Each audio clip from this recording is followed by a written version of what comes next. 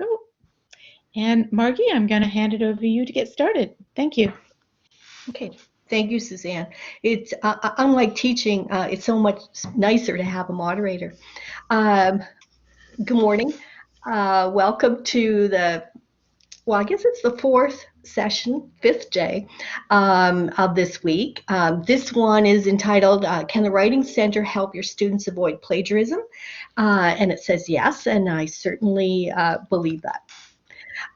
So who are we? We're the permanent staff of the Writing Center. We have an additional colleague, Kayla Hurdle, but she's not going to be presenting today. The Writing Center was established in the early 70s, and since that time, it has been actively involved in teaching students about academic integrity and also participating on Senate committees, and working with the Senate to help students. So it's been a long history. I've been there since 2004, but those 30 years before me, important work was done as well. I'm going to go back. One of my colleagues is Janice. Janice, who was having trouble getting on, and her background is biology, education, and journalism. And my second colleague, Adam Auch, who is a PhD in philosophy and does both of them do a lot of work with students about academic integrity, as you'll see from this session. I wanted to say that we're going to be telling you about the Writing Center. And at no time are we telling you what to do. We really want to come across as we are. We're here to help you teach and help students learn. We're not here to tell you what to do. So we're going to go through this agenda, hopefully in about a half an hour. The situation, how does writing play a part in the academic integrity situation? The Writing Center, what we do for students in terms of figuring out how to write with integrity. We're going to talk about AI cases, so what we do for students found guilty of academic offenses, and teaching what we can do for you as instructors, and then a question and answer for as long as you like. So what's the situation? And you certainly know it as well or better than we do. But of course, when we're teaching, we're writing and the students are writing papers, assignments, in-class work, examinations, and take-homes. And that's when we're on campus. When we're teaching online, you probably can answer the question better than me. They're doing all those things plus probably other things that you've come up with. So the students continue to write, and you continue obviously to have to evaluate that writing as a way to know if they're taking in the information and how well they're doing. The one big thing that we've learned over the years is students are often unprepared for increasing writing demands. And we see that with first-year students as they come in from high school or back from a long period away from education. And we see it through PhD programs. As you know, as we go along, the writing demands increase and students have more and more problems, I think. Yesterday I was working with a PhD student, and most of my comments had to do with paraphrasing, really improper citation method. So it was very interesting to see. So over time, this is the situation that we've seen, and we feel it's become more complex. We see this situation as we work one-on-one with students. We see it in academic integrity sessions, and we see it in their drafts. So this is what we see. We see students use a poor research process, and the librarians yesterday had a great session talking about that and telling you how they could help students with the research process. Students don't understand why and how we use research material. They don't. Sometimes I think instructors think they do, but they don't, and that needs to be explained. Students take notes poorly in class and while reading. They have lower reading levels than 20 years ago. as they come into university, and they're complaining in grad programs about too much to read, that they're slow reading, that they're not taking notes well. Students are overwhelmed by the amount of research material that's available. If you're someone who took advanced degrees 20 or 30 years ago, think back to how much material we had available and how we got it. There's an awful lot out there now. Students are not accustomed to the workload or to time management, and often we can suggest that they take a course from Studying for Success on time management, but I think day to day they have to kind of learn those practices that help. Students don't know how to integrate material into their work. We can point them to books and articles, but they don't know what to do with the material, so a lot of problems happen. They are confused by citation guides. There are something like 2,000 citation guides, most of them very similar and really different because of a particular thing a journal wants. But there are an awful lot of them, and students can't understand why there are so many. And there are reasons for it. So, having that explained to them at some point is important. Students dump material into papers, so they let the material tell the story or make the argument, and that's not the way we write in the academy. Students often don't understand genres, and they don't understand disciplinary conventions. For instance, the first year students take 5 different classes, and in each discipline of those classes, they're often similar genres or types of documents, but often very different conventions for writing them, and they don't understand that. And just a note, oftentimes the Writing Center is equated with teaching grammar, and you can see from all those reasons and things that students do that they don't have anything to do with grammar. So what do we do at the Writing Center to help students? And some of you know this so well, but I'm going to tell you anyway. Our philosophy is that we see writing as both an expression of adaptation to disciplines and as a tool to help that adaptation. So writing is the way students learn about your fields. We think that having them practice and giving them information about writing are the best ways to improve knowledge acquisition, writing, and academic integrity. So we see academic integrity just as a normal part of learning to be. And that being, it may be a biologist or an English scholar or an engineer, but this is what we become. We are here to educate. So that's our main point. We're here to teach, not to punish. Our thoughts on using research papers as evaluative tools. This is probably the slide that I want you to know I'm not telling you what to do. This is from our perspective what we feel students need. It's up to you to decide if you're going to be the one who fulfills that need. We need to teach students about the genre. So if you're going to expect a research paper, we feel like you have to share this information. What do you expect? What does one look like in your field? Sometimes you might be depending on the professional articles that you write to inform them about what it looks like. And that to some extent is true. But of course they can't duplicate that level of scholarship. So they have to understand, what do you expect out of their paper, not necessarily just page lengths or word count. What do papers look like in your field? What do they do?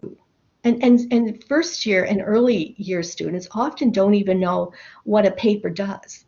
They see it almost like as if you're writing something for an encyclopedia. You're just describing something, not that you're analyzing, that you're going through things, you're comparing. Help them understand how to read the papers, the professional papers. They don't know what they are. And even as I said, grad students have trouble reading the papers. And sometimes reading means finding where the information is that they need, but also understanding how to use that information in their own papers. Teach students about academic integrity practices. These are practices that may not be taught in other countries. They may not be taught in many high schools in Canada. They may not be the practices that you need them to use. So teach them if you have time. Let us come in and teach. Send them to us and we'll teach them. And then mention it throughout the course. Just bring it up from time to time so that they know these are practices that you believe in, that you practice every day. In class, one idea is to use end of class quick assessments or short notes or reflective pieces where students have to do something. Maybe it only takes 3 minutes, maybe 5 minutes. It could be low stakes, 1 or 2 points. They could mount up to, say, 20. And sometimes you don't have to read them very deeply. Maybe they're not marked, or maybe you're just trying to see what they're doing right or wrong, or getting them to practice. But it keeps the students thinking about the work, and that work may be the in-class work. It may also be whatever they're expected to write. Papers, expect more short papers. So, rather than giving one long paper, a 30-page paper at the end of the class, end of the course, have 4 or 5. Find ways, and there are ways to be able to mark them a little quicker so that you can have multiple ones. Adding reflections to things also helps. And the first one is a good example of that. Use scaffolding, and that just means breaking it up into parts, having those parts worth something. And in order to counteract the idea of them buying a bought paper and then scaffolding it themselves, as in breaking it up into pieces so that they're fulfilling your expectations, but it's still a bought paper. Add a level of reflection so that, say, if you wanted to have the outline as a piece of the assignment, have them write a reflection on why they're outlining in this way, and they can talk about the sources they've been using and their argument and that sort of thing, and I think you'll cut down a lot on the plagiarism. Use real world issues as topics, change assignments often, and these are things that were mentioned in Tuesday's session, and they're great. Mark using feedback. Oftentimes we see papers that come in and there's a mark on it, but very little feedback, or rather vague feedback, because most of us have learned to write because we have had feedback. Think of your PhD program and the amount of feedback that was delivered and the amount you had to respond to, and through that you learned to write better. If you're doing group work, which is a great idea, teach them how to work together and how to write in groups. There's all sorts of ways to do it. And most of us, as someone else said, didn't like group work because we ended up doing all the work. But you can do things that counter that. At this point, I'm going to turn the session over to my colleague, Adam Auch. Thank you, Margie. So what I'm going to talk about is what we do for students who have been found to have academic offenses. So this is actually a not insignificant part of our job at the Reddit Center, is that we work with students both before they submit their papers, but also been implicated in academic integrity disciplinary process. Adam, can I interrupt you for a minute?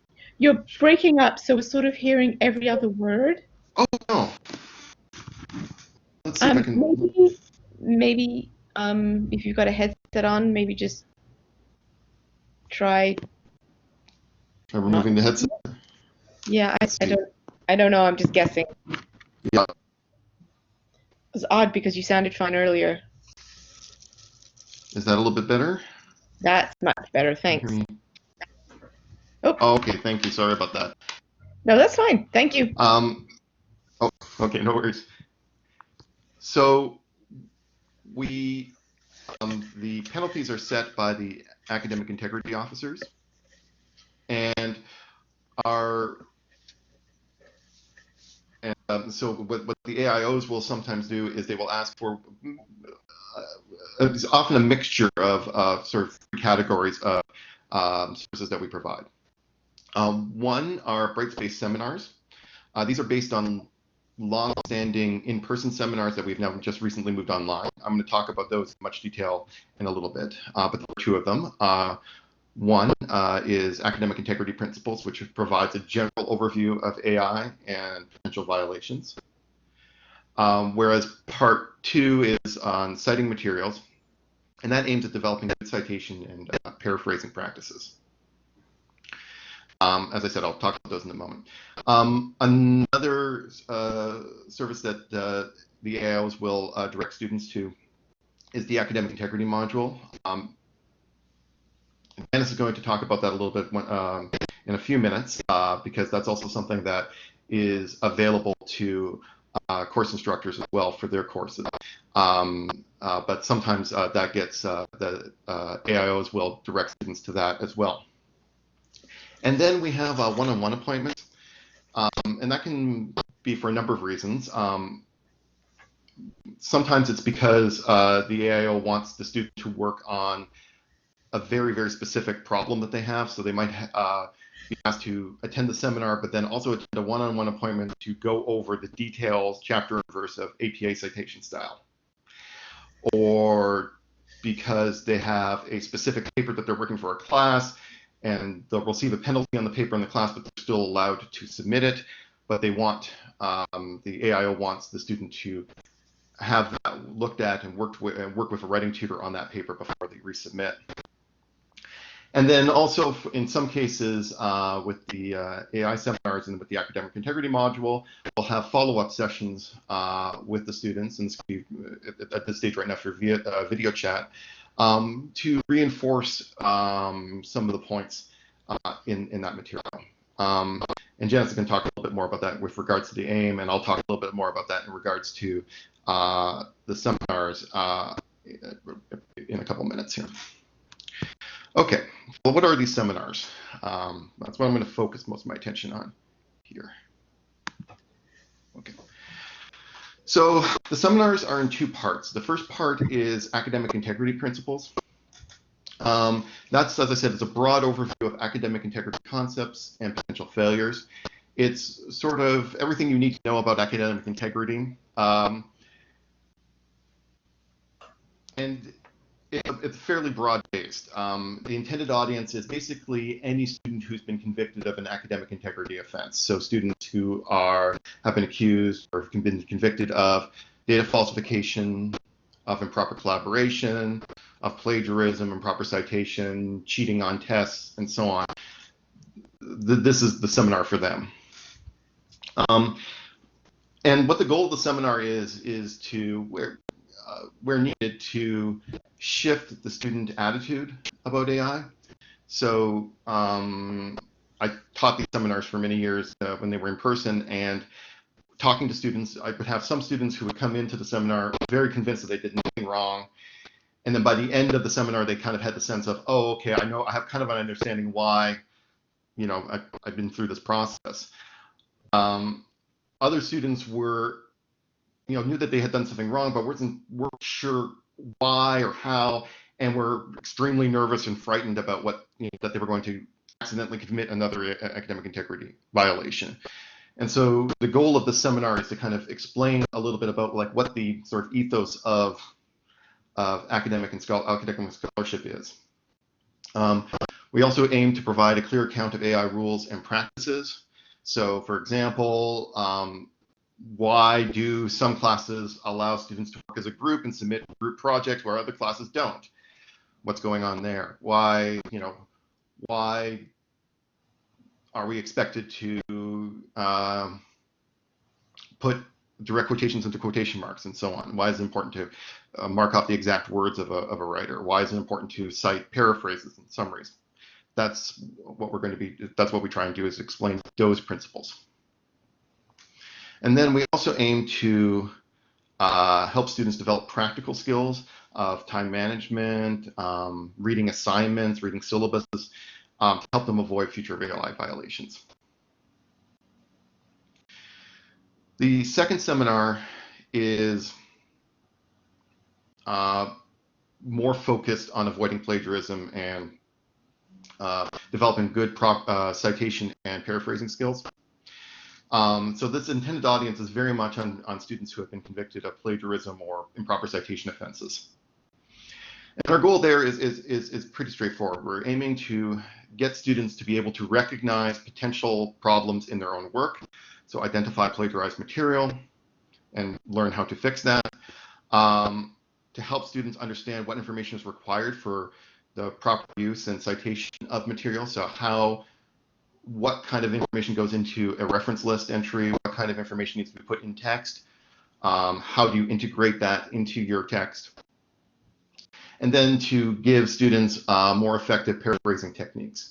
So how do students put things in their own words? So again, when I was teaching this class, we would often have students come in with the belief that what they needed to do was change every third word of a passage in order for it to be an acceptable paraphrase.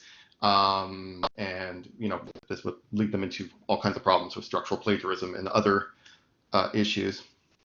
And so what we try and do in the seminars is to get them to understand, the role of paraphrasing, how do you use the material and put it in your own words in your own way, and integrate that into the point that you're making and make it work for you. As I said, both seminars are based on long-standing in-person sessions. We have moved them online, in part because of the pandemic, but I think we probably would have done so anyway, because moving them online and building them up, and they're being rebuilt as a ground up as Brightspace classes, this allows us to really to give clearly stated learning objectives, to design exercises that really aim at meeting those objectives, and allows us to monitor student progress in a way that we couldn't do it when it was just a 1-hour seminar in the classroom. So what do the seminars look like? Well, they're self-directed. However, as I said, Writing Center staff are going to be monitoring student progress. Students are going to be asked to complete quizzes, exercises, short reflections, sometimes a little bit of writing, and all of that is going to be reviewed by Writing Center staff before the students are allowed to move on from that penalty. If their answers are insufficient, then they may be asked to rewrite or redo some of those exercises or some of those assignments.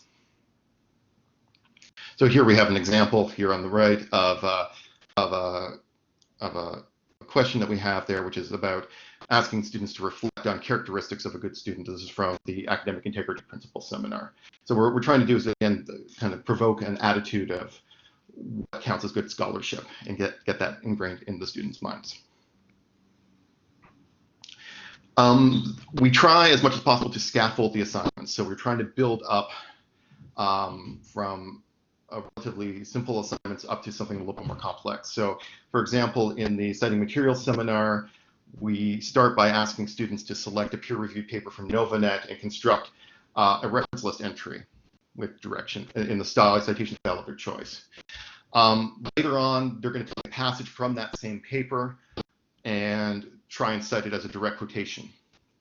And then later on, we're going to ask them to kind of reflect on why they're using that passage, whether that passage makes more sense as a direct quotation or as a paraphrase, and then eventually write a paraphrase of that. And we can watch them and interact with them as they go each step of the way. So those are the seminars. And before I hand it over to Janice, I just wanted to mention that these are resources that we're developing. These resources, we can develop resources for instructors to use in their classes. Exercises can be, similar exercises can be developed for you. We can develop those for you in your classes. We're also able to conduct in-class or outside class workshops on these or any other topic. And for more on that, here's Janice. Okay. Hi, everyone. So Adam mentioned a couple of the things, or he gave a little prelude, but we'd like to talk a little bit about developing materials for classes and how we connect with students. And the academic integrity module, or the AIM, is one of the things that we do quite often. the AIM essentially, you may be familiar with it, but essentially it's a Dalhousie case-based online learning module. So essentially it's a narrative-based module that talks about actual Dalhousie cases of students who have gotten in trouble, and hopefully some alternatives that they could have followed to not get in trouble. And names redacted, of course, and a few details changed and that kind of thing. But students seem to relate, they tell us that they relate to those better than maybe outside cases or ones that aren't quite related to their own profs and their own classes and that kind of thing.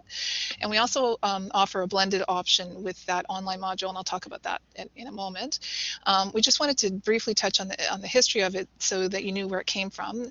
Essentially, it was initially developed in response to a Faculty of Science request they were looking for something early on, proactive, and kind of an easy to understand presentation of academic integrity expectations at Dalhousie, and also that would really prevent students, once they were accused, from claiming that they didn't know the rules. So that was coming up a lot from my understanding, and they wanted something so students would actually have something to go through ahead of time, some understanding, so that then they could move forward.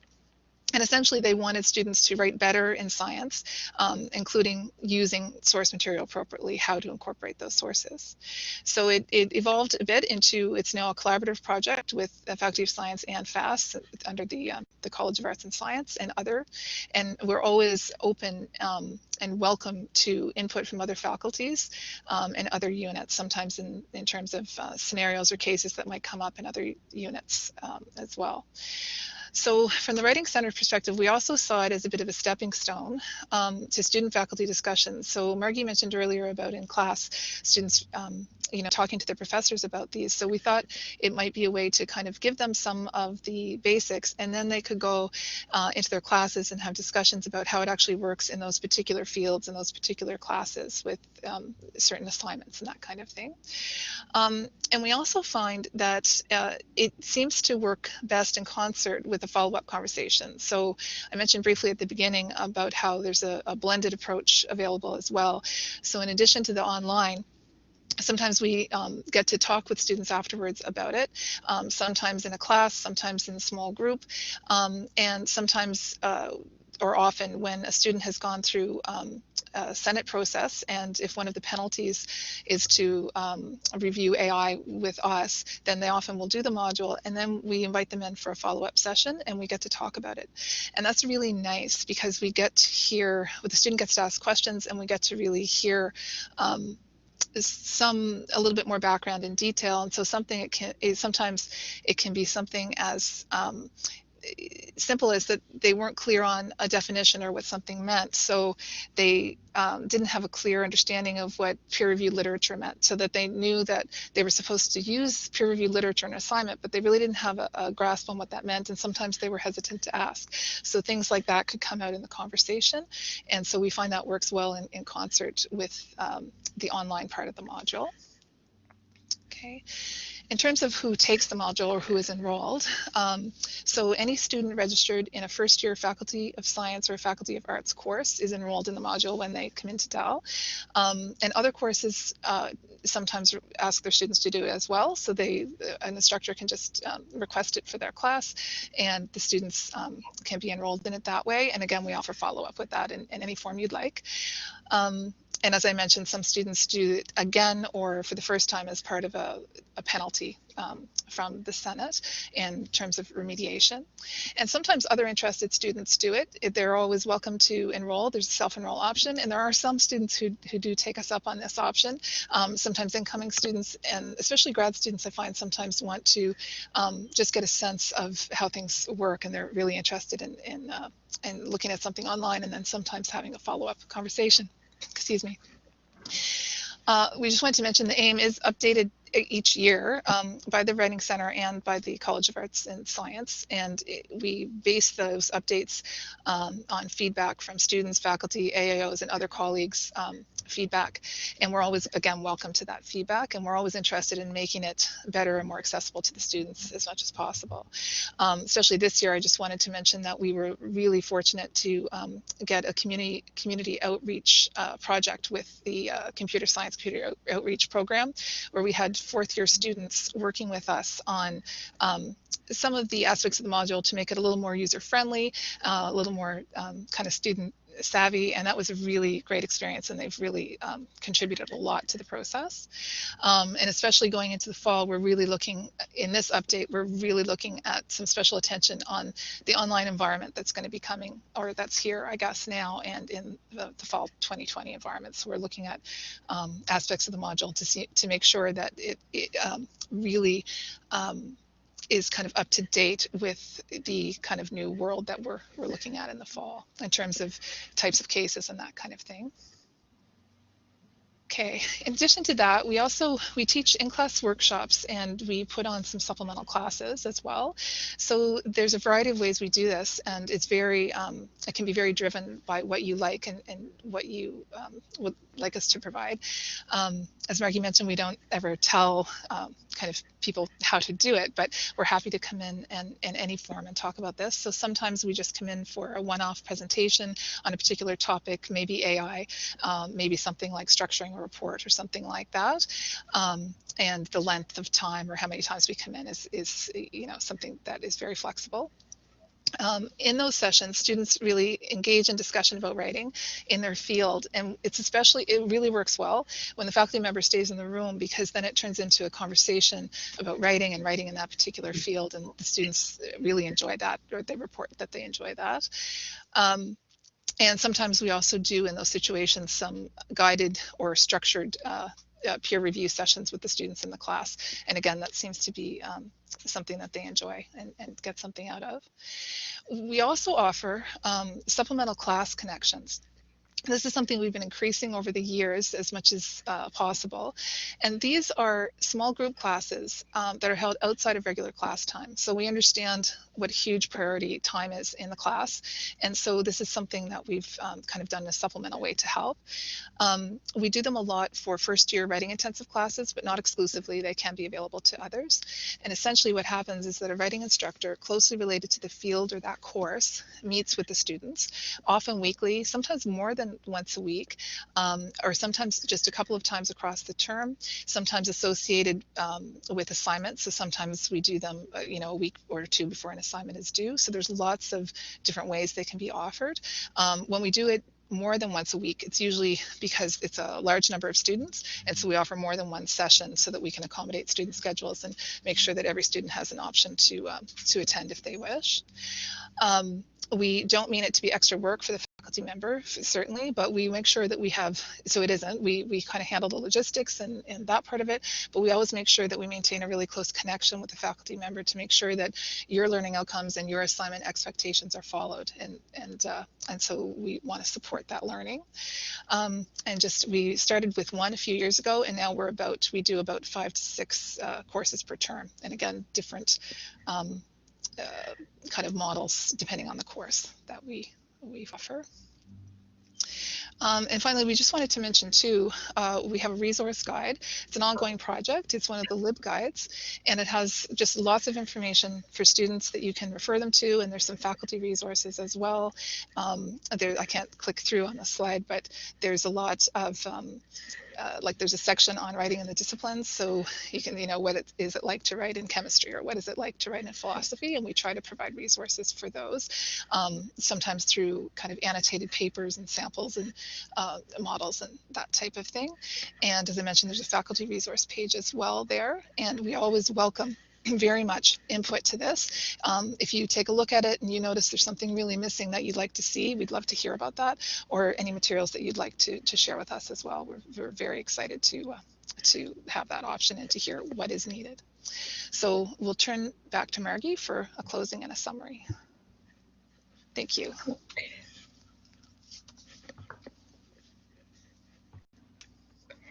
Thanks, Adam, and thanks, Janice. That was great.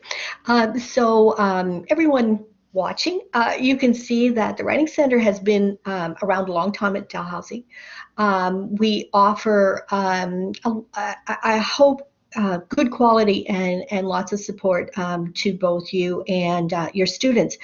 I think we're associated most often with working with students, and most often we're tutoring individually.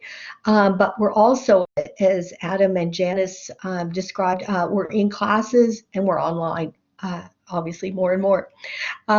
We also work a great deal with the AI work, and we take it from an educational perspective that we're here to teach the students how to do it properly.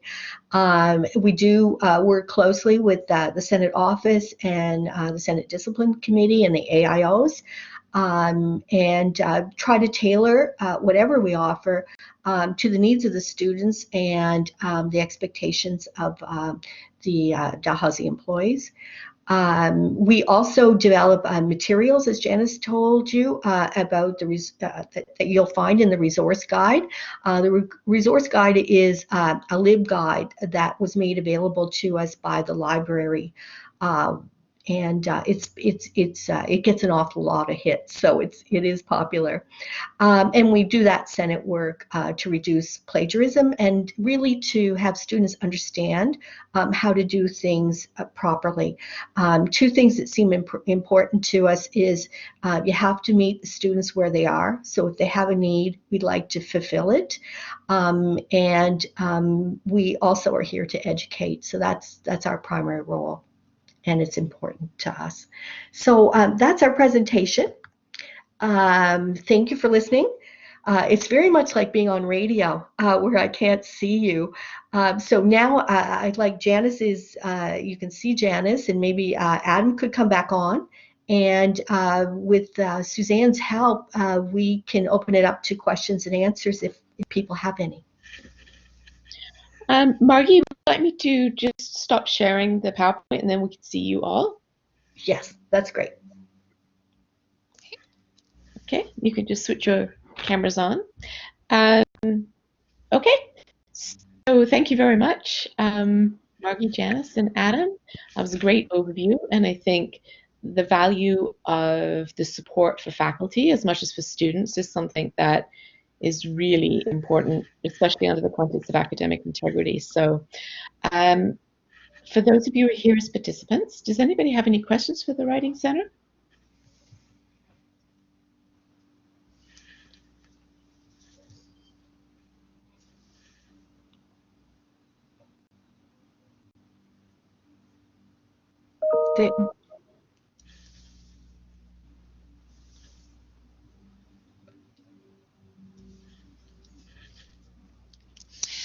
Sure. Do you want me to take that one? Janice, I didn't hear that. It was a question about whether faculty members can access the module, and they certainly can. There is an option to self-enroll, or you can, if you contact us through the Writing Center, we'd be happy to do that.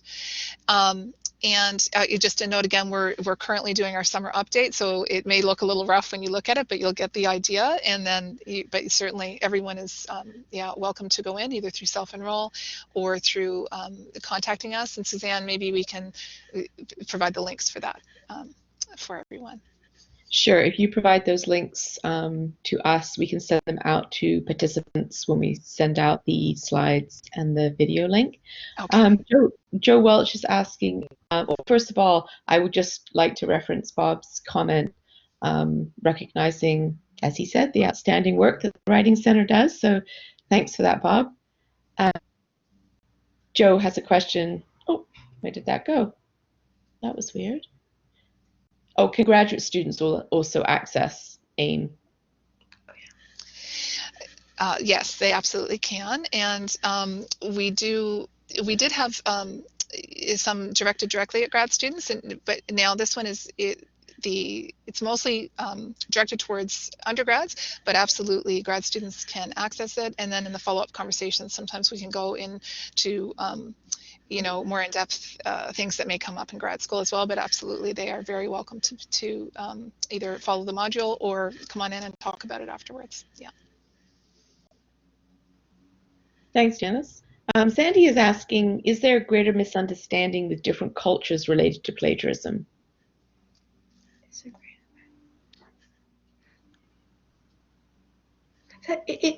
Different academic cultures. Yeah, you go ahead. Okay. And this is just based on sort of informal conversations I've had with students through the process of teaching the seminars. There are some students who come from academic cultures where, for example, saying the name of the person you are citing or quoting or referencing would actually be seem disrespectful, because in some sense you would expect that people would already know them.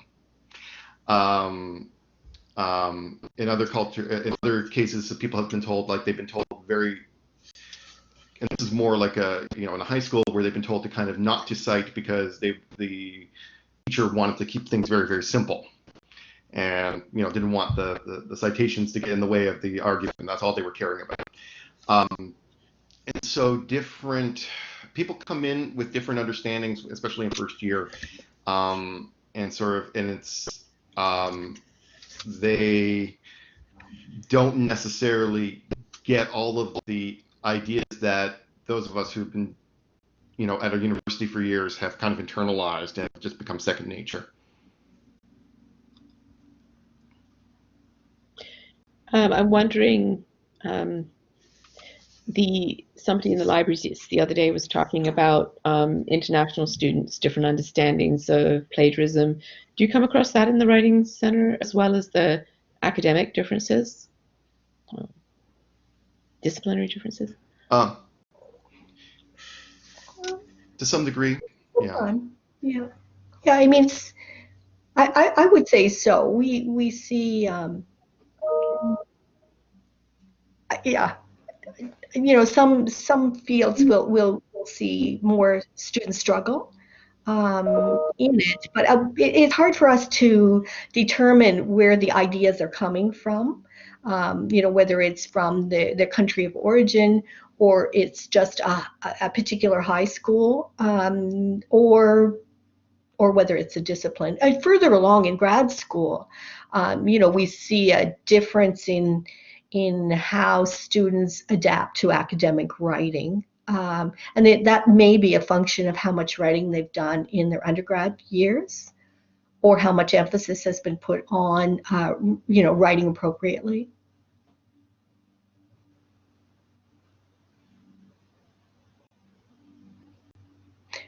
I see a comment, or really an implied question from the same, whether the and he was wondering whether the Writing Center offers general writing workshops to graduate students. There was a time between maybe 2004 and 2010 where we had a lot of scheduled workshops for all sorts of subjects and different types of papers, and for different levels of students. And at first they were extremely well attended. You could offer the same one 3 times in a month and have 10 or 15 people there. And for some reason, around that point of 2010, participation fell off. So no matter what we offered, students wouldn't come. So maybe it was a switch to an online world, and we just didn't make that switch. I'm not sure. But we certainly do give workshops in the fall or anytime for grad students.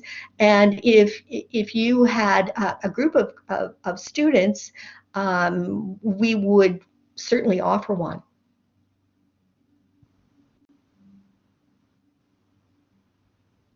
There's also we have sort of ongoing support for graduate students as well. Thanks, Margie.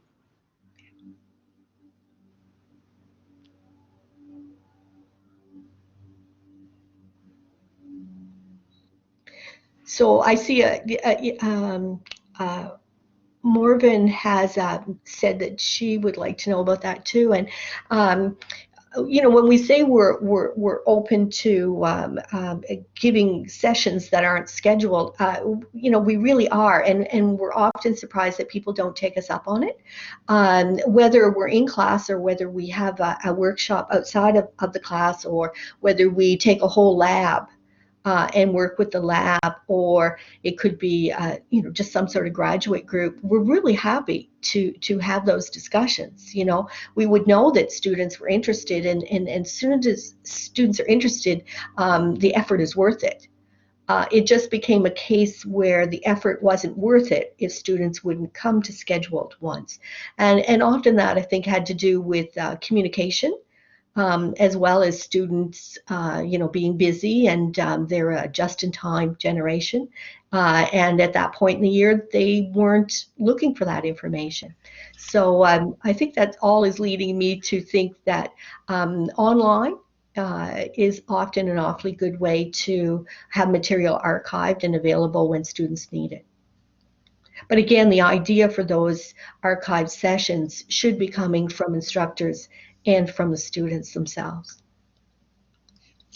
I would just mention, I think I mentioned about how some students are interested in the taking the module and follow up just on their own. And very often, I think almost exclusively, that's been grad students. So sometimes when they're coming over from another program, another field, or another degree, they are really interested in hearing about that. So there's certainly, it seems to be interest there. Margie, I wonder if one of you could say something with respect to supporting faculty to design writing assignments in the context of academic integrity in particular. Right. That's sort of a little known part of our work, I think.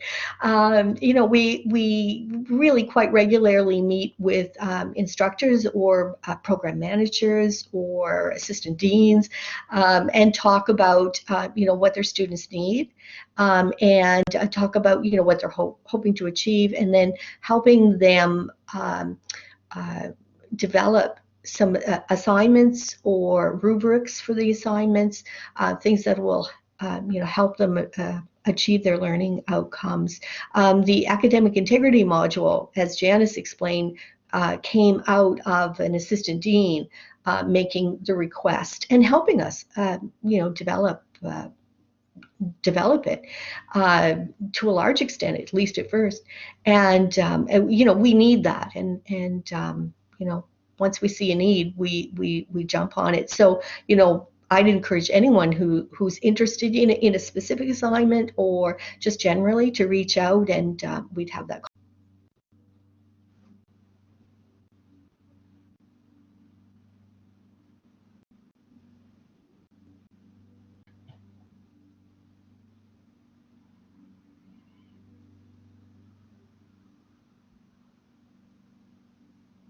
Okay.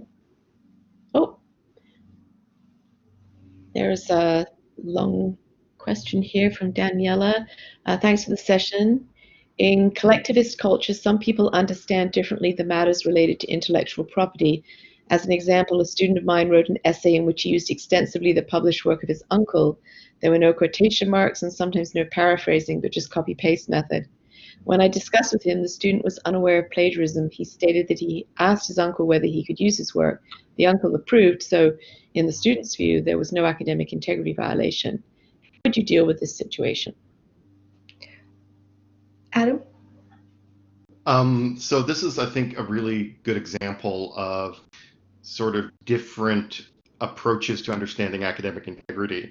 And we try and cover a lot of those in the seminars.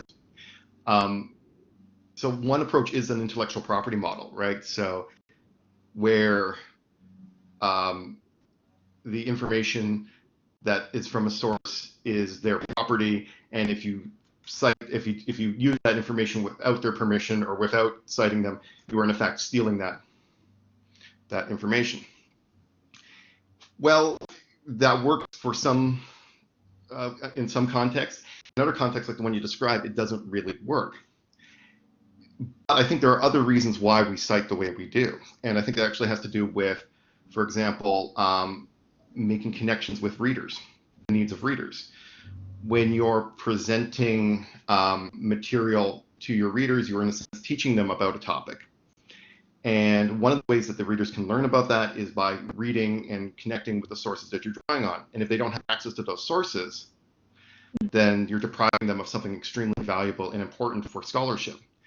And so that's one of the ways we kind of approach these type of topics in the AI seminars, is to think a little bit about, okay, to go beyond saying like plagiarism and stealing, don't do it, but trying to go and trying to think a little bit about, okay, why do we actually cite the way we do? Why does APA provide dates and MLA doesn't provide dates in text citations? Well, there's particular disciplinary reasons to that. It's in order to get the work done and the scholarship done, the way that scholarship is done in those fields.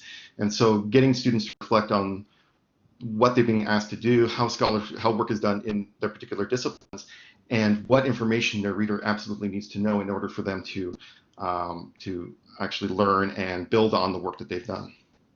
So that's kind of that type of situation. So it's to think a little bit more about, as much about the needs of the reader as about the needs of the source. So that's sort of my kind of answer to that. And I always like that answer, Adam. I think I would add to that we have between 10 and 11,000 30-minute appointments a year at the Writing Center. And we often have students coming in, and we go through the paper. They read it out loud, and we're going through it. And it's often a fact that we can hear when the voice changes or the level of scholarship increases hugely. And it's such a great opportunity at that point, because of course this is not a submitted paper at that point. They haven't committed any sort of offense. It's the point where we can stop and go, well, this is very interesting. Did you get this information from somewhere? And we have that long conversation, and often, especially early year students, one question we'll ask them is, did you know this information before you started to read? And oftentimes they'll say, well, no. And that will be the start of that conversation that Adam was describing. But we see it all the time. And, hopefully most students go back, fix it up, and then submit. We are noticing a higher level of bought papers, or at least in a draft stage. Whether it's online or whether it's not, that's something that you read. And then again, it's not submitted yet, so we can have that discussion. And sometimes people have just used material too close to the source, and that's an opportunity for us to talk about it. Once in a great while, someone realizes they've bought a paper and they're trying to pass it off as theirs, and even that's a discussion. And whether they submit it, I don't know, but it's a discussion we have with them, and they learn a little more deeply that's not the way we work, and hopefully they go on and do it properly. Thank you. Elizabeth Welsh is asking, how do you know the papers are bought?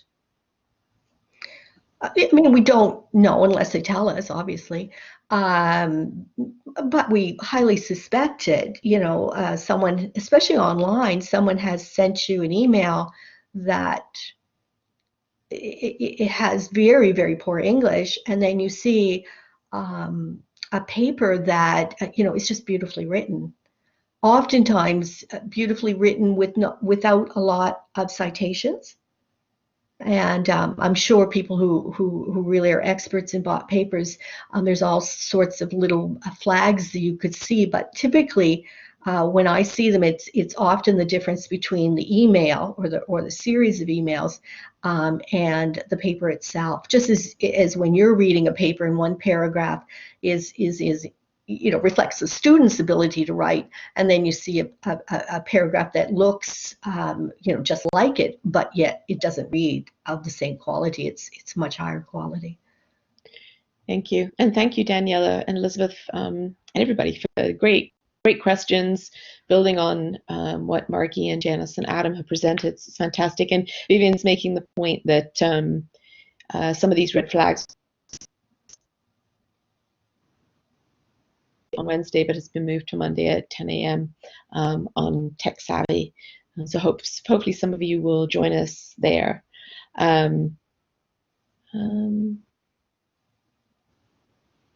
Daniela just follows up. This answer is useful. The problem in my example was the fact that the student's cultural understanding was, quote, what belongs to my uncle belongs to the entire family, therefore to me as well. That's why he presented the uncle's ideas as his. That's fascinating. It is, and I think Adam's point about drawing out the idea that we're connected to our readers, and that in some part we're acknowledging the past, but we're also trying to put roots to the work that has gone on in the past. So his uncle's work may, in fact, in his culture, belong to him or to the entire family, but he must, because he's using it, find it's valuable, and readers will too. And how will readers connect and know it belongs to his uncle unless he tells them? And of course, in some fields you can have that description. You can actually embed that within the report that that you proudly are passing this on. But again, you're providing that link to that other material that a reader can read and benefit from, and maybe extend beautifully. So, that's the point of the scholarship. We're coming up to time now, I notice. So I just want to thank all three of you from the Writing Center, Margie, Janice, and Adam, for coming and sharing your wealth of knowledge about student writing in general, as well as in relation to academic integrity. So thank you all very much. And thank you all of those of you who have attended on a Friday morning. We do have a session this afternoon, a Q&A session. So if you please come and join us, and we'll look forward to hearing your questions. I'm going to stop the recording now, and thank you, everybody.